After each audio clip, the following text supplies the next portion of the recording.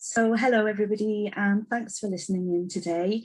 My name's Elaine, I work at Cerebra, and today I'm really pleased to be joined by Claudia Hillmond, who's a partner at the law firm both Burdon Kemp. So hey Claudia, thank you for joining me. Thank you for having me, it's lovely to be here. Oh, great. So Claudia has written an article for us on early therapeutic intervention for acquired brain injury. So really today we're just going to be having a chat through all of that information in the article, just to explain it and talk about it a little bit more. But before we move on to that, Claudia, could you just sort of introduce yourself, tell us a little bit about your background and what you do at Burdon Kemp? Absolutely, Elaine, thank you. I'm a solicitor in Burdon Kemp. We are a firm based in London, but we offer a national service and we represent clients across England and Wales. As a firm, we're dedicated to securing compensation for clients who've been seriously injured at the hands of another person or organisation. I'm a member of the child brain injury team, and we're a team of solicitors who specialise in representing children with brain injuries resulting from negligence. But we also have other specialist teams in the firm. So we represent adults with brain injuries, adults and children with spinal injuries or other complex injuries, and we represent military personnel and victims of historic child abuse. In terms of my background, I did an undergraduate degree in Belfast and a master's in human rights law in Nottingham. And then I actually trained to be a barrister, but I quickly realised that my skills and passion really lay in the relationships that solicitors have with their clients. And so for that reason, I cross-qualified to be a solicitor. And I started out doing general medical negligence work, but early in my career in Burdon Kemp, I specialised in child brain injury work. So that was a real dream come true for me, to be honest, because working with these amazing children and their inspirational families was just an area that I'm sure you will understand. I feel really passionate about and was really committed to. And so 8 years later, I'm really proud to be a partner in the child brain injury team, Burdon Kemp. And yeah, that's us really. We specialise in sort of all cases relating to children with brain injuries, whether it be as a result of medical treatment or road traffic accidents, sports or falls. And I suppose our whole thing is trying to get clients compensation for their lifelong needs that arises for their injuries. So that can be lifelong care, therapy, accommodation and equipment needs. Okay. So you're really dealing with parents, with families, at a very traumatic time in their lives, where they're dealing with a huge trauma, a huge shock. Imagine that, they're extremely stressed, extremely scared really about what's happening. But how important is it that they start to seek help and therapy for their child as soon as possible? So you're absolutely right. The parents of the children that we represent almost invariably have suffered a trauma. And I suppose there are two aspects to this, Elaine. There's kind of the parents looking after themselves, and that's something that I'd love to talk about later if we have a chance to, and their own kind of emotional support that they can access. But also there's a wealth of information out there about the benefits of early therapeutic intervention for babies with acquired brain injury that really parents can't be expected to know on their own. Why should they? So I suppose I want to raise awareness of that, that the theory that's out there that really the sooner you can start to introduce this therapy, the evidence and a lot of studies show that it can really afford benefit to children further down the line. So I would imagine that there are kind of two elements to that. Correct me, if I'm wrong, but there's perhaps the basic sort of day-to-day care of the baby or the child with injury, even simple things, normal everyday childcare issues, like how to bathe the child properly, how to care for it, how to feed them, that sort of side of things, as well as you just said, about the education, about going forward, about finding therapy. So there's two elements really that they're in at the deep end with. Absolutely. And I mean, like you say, sort of looking after any newborn is really challenging and is a whole new journey for parents. But a child with an acquired brain injury is a different situation entirely. And every child with an acquired brain injury will be different. But I've had conversations with therapists who I work with on my cases and with parents. And so there is a lot of education that parents could benefit from therapists in those early days that I could just outline very quickly, sort of headlines. So some things such as advice from physiotherapists on positioning, handling and bathing and dressing a baby who has muscle spasms and dystonia. Because like some key guidance in that area could actually be central to avoiding an unintentional injury, for example, if your baby has got quite intense muscle spasms. Yeah. There are other things like exercises, baby massage routines that can reduce discomfort from spasms for the baby that parents can be guided on. They can have information from speech and language therapists on feeding, on swallow, on secretions, reflux management, things like that to ensure the baby's eating enough. Other things, maybe I'm thinking of the role of an occupational therapist. So starting to guide parents in reducing and managing touch, light and movement sensitivities, guidance and support in helping to promote head support from an early age. So lots of things out there that parents can't be expected to know by themselves, really. And from speaking to therapists, one of the things that I picked up on is that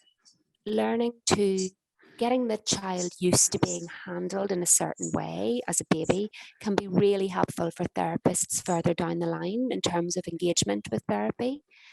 And what it can also do, which I found personally really interesting, it can avoid compensatory strategies developing, because you don't think of babies developing compensatory strategies really, but if you think of an adult who's had a stroke and they know that they now have left-sided weakness and that they need to work hard to sort of do rehab and rebuild their left side. But a baby who's had a stroke doesn't know that they could do work on their left side. They need their parents to help them. They need a therapist to help them because they just won't use it. And so they can develop compensatory strategies to avoid using it. So all of this early intervention can get in, I mean, not in all cases, but often it can get in ahead of problems before they develop. It's really interesting. So what sort of support and guidance, how do parents access it? What's available from the NHS in those early days? So the short answer is, in my experience, Elaine, not an awful lot. Okay. A lot of parents, as we've touched on, are leaving hospital feeling quite overwhelmed after being told that their baby may have an acquired brain injury. I mean, when the baby's an inpatient in a neonatal unit, the level of support varies depending on what area you're in, really. I find that people I've spoken to report that teaching hospitals with specialisms in brain injury can actually offer a lot of support to parents, and they can have a lot of speech and language therapy, occupational therapy, physiotherapy whilst in the neonatal units. That tends to be the rule. But in any event, on discharge, a lot of parents have a shock because their baby's been looked after 24/7 in a neonatal ward, and suddenly they're being discharged with some basic advice and the prospect of quite limited initial follow-up and support in the community. And that can lead parents to feeling quite abandoned, and it can be quite anxiety provoking. And the therapists that I've spoken to who are connected to my cases have indicated that really sort of physios, OTs and salts often won't be heavily, if at all, involved at this stage. And the focus will be on a medical review, perhaps with paediatric services in about 3 months' time. So it does depend on the area you live in. I mean, I have to say that I have had some clients who are quite well supported from the day of discharge, but the vast majority I've found are not. And so parents can find themselves a bit at sea when they're discharged, which is really frightening because there is no manual for meeting your baby's needs, because the effects of the acquired brain injury are still emerging at that really early age. You don't quite know what you're going to be facing yet. So it can be really stressful for parents. Yes. And we touched on this earlier, the mental pressure on parents, the anxiety, the stress that they're experiencing, because they are going through a major traumatic situation. So is there any support out there for parents to help them find their way through it?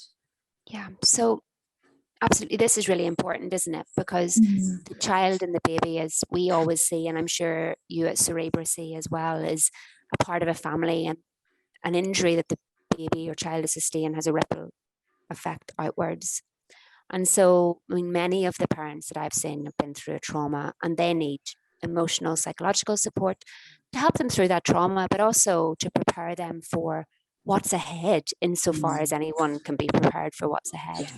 Um, because in a lot of the cases, that initial trauma, for example, if it's a birth injury, is going to be revisited often in medical appointments, especially in those early days, about what happened. And that's can be really painful for parents to go through.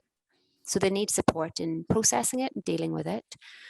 And I have to say, I've seen that for the parents who have been able to access psychological support, it can really help them, put them in a position to support their child going forward as well, because they've looked after themselves. And in many cases, I expect you see this as well. Parents, we have to be practical. They're juggling the care of a newborn, and almost without fail, the parents I know will choose to prioritize their baby's needs over their own. But actually, looking after themselves, I think, is really important too. Some hospitals will offer the psychological support. So for birth injury cases, some will offer sessions. Tends to be time limited. It's often offered at a time when the trauma is incredibly raw. And this, an issue for a lot of parents can be that it takes place in the same hospital building as the birth did, which in itself can be hugely difficult, can make it hugely difficult for some parents to engage with. So what can parents do? I mean, I think the parents can ask the hospital if there's any off-site support available after they're discharged. They can always seek an NHS referral through their GP. I know a number of charities can offer some support, and guidance. So I'd obviously urge parents to look into those channels. And if it's viable for some parents, they may be able to afford private support, which can be really helpful. I encourage the parents of the children that I represent to keep track of the costs incurred in getting support for themselves, so that where possible, those costs can be included in any claim that may be brought in the future. Okay. So we've sort of chatted about sort of the initial sort of stages, really, but going forward, what sort of therapies should parents be seeking for their baby children? Yeah, so I would come back to those sort of, I mean, it depends on the child and their needs, but generally kind of falls under the headings of physiotherapy, speech and language therapy, and occupational therapy. And so when you're dealing with a little baby with an acquired brain injury, things that can be offered to you through the routes of physiotherapy can be monitoring your baby's movements to pick up evidence of altered movement patterns, tremors, involuntary contractions, things that parents can't be expected to spot. They can help, as I mentioned earlier, with baby massage, guidance on positioning, guidance on things like tummy time, which is really important for head control, but can be a bit daunting for parents, especially if their baby has tubes, feeding tubes, or hooked up to monitors. We talked also about strategies for managing dystonia and spasms when bathing, feeding, and dressing babies. Speech and language can play a really, really important role in ensuring that the baby they have a safe swallow, and then getting ongoing advice on feeding. So developing strategies for avoiding or addressing oral sensitivity in those early weeks, months and years can prevent feeding and nutritional problems later in life.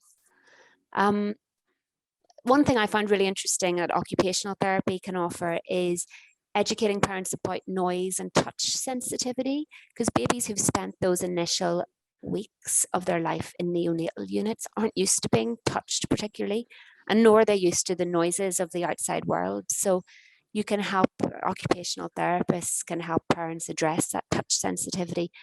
And that again feeds into something we touched on earlier about helping children engage with therapy when they're older, because if you've got a baby who's resistant to touch and that isn't addressed early on, that could really lead to resistance when, like, there's a lot of hands-on therapy when they're older. Therapists can also recommend pieces of equipment that are, you don't really think of an awful lot of equipment in terms of babies, but there are really simple pieces of kit that can avoid problems developing. One which was a little star-shaped pillow. So, babies tend to lie either like this or like this. And so Yeah. it keeps their head in the midline and prevents shortening of muscle Okay. down the side of the neck. Really simple things, but not something that parents can be expected to know about. Why would they? You don't know what you don't know, Yeah. And that can be really important for head control, which we know, and at Cerebra, can be really important for communication and quality of life when children are older. So things like eye gaze. So little Yeah. things like that from the outset can make a difference in some cases. And it's often, what we see is often children don't get referred to therapy services really until they present as developmentally delayed. And babies aren't usually going to present as developmentally delayed until they're that little bit older. And sometimes it can be until children don't get a formal diagnosis of cerebral palsy, for example, and they might be 2 or 3 by that point. So if the parents out there are able to secure early therapeutic intervention before the diagnosis, the literature suggests it can strongly help improve the long-term prognosis. But it also just means that parents feel supported and are getting guidance on their child's individual needs from an earlier stage. And I guess if you have that early input, what's helpful is if you've had a physio or an OT assess your child, when you do get a diagnosis of, for example, cerebral palsy, that information can then be fed into the medical team. So they're not starting from scratch per se. There are therapists who've got to know the child a bit, and it can help accelerate meeting the child's needs going forward at that point of formal diagnosis. Yes, that all makes complete sense, doesn't it? Sort of just as early as possible. Yeah. But where do parents start? In those early days, if they think their child may benefit from some therapeutic intervention of whatever kind, where do they start? Where do they turn?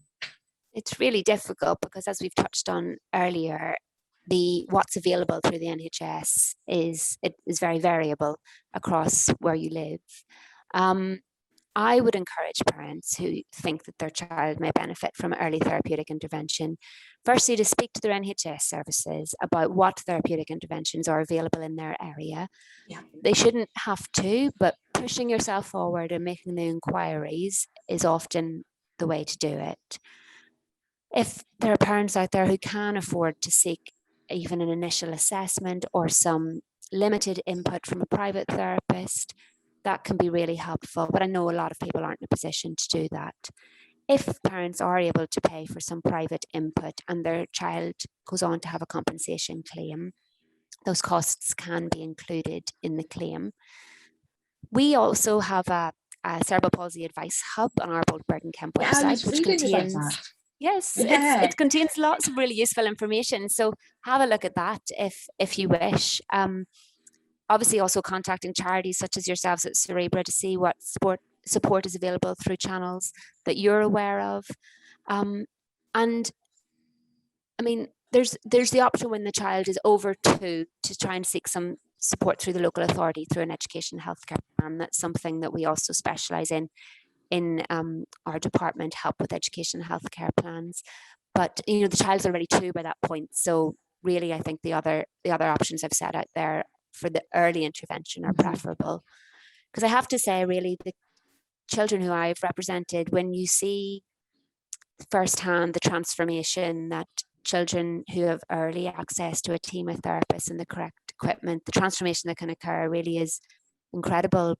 And every child with a brain injury should be given that opportunity and access to those tools, to reach their potential and to flourish. So, I mean, if parents think that their child has an acquired brain injury as a result of substandard medical care, I would say to consider contacting specialist solicitors such as ourselves, because the earlier you can begin the process of investigating a potential claim, the earlier that there will be interim funds to fund your child's needs. Right. They do take a bit of time, claims, but in some cases a defendant will start paying for input at quite an early stage.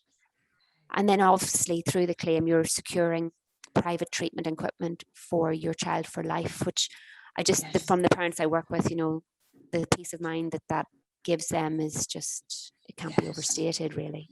Yeah, that's in place, isn't it? Yes, that's in place, and they can just rest easy that, you know, when they're no longer around, provision will be there for their child, which just every parent wants that reassurance, don't they? Oh, it's really interesting to chat through that today, Claudia. Oh, it's a pleasure. Yeah. It's something I feel really passionate about. And I'm not sure we talk about it enough. So I'm really pleased to have had the opportunity to speak to you about it this morning. And it sort of makes you realise and think things that, as you say, you would never ever have thought of, you know. No. You've been through that experience. You don't know. You don't. Like I say, you don't know what you don't know. So so definitely a lot to be said for beginning as early as possible to find out things, to get some information, some support, some knowledge. So yeah, and I just hope by sort of having these conversations more and more that more will be provided in the NHS eventually. Yes. To give support to parents from the outset, because I know there's a lot of therapists out there who feel very passionately about being able to offer that service, but it isn't something that they're currently supported in doing. And I don't know if that's often a question of resources, isn't it? But I think raising awareness is always really, really important, and having the conversation. Yes, absolutely. So, as I say, thank you. So the article you've written for us is on our website for everybody to read, and we'll include a link to it with this interview as well in the lovely that goes with it, so it'll be easy to find.